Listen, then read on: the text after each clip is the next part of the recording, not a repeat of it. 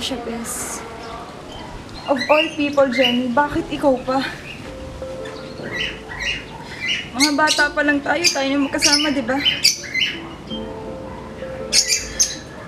Sa lahat ng mga nangyari sa buhay ko, ikaw yung nandyan sa tabi ko. Lahat ng pinagdaanan ko, alam mo.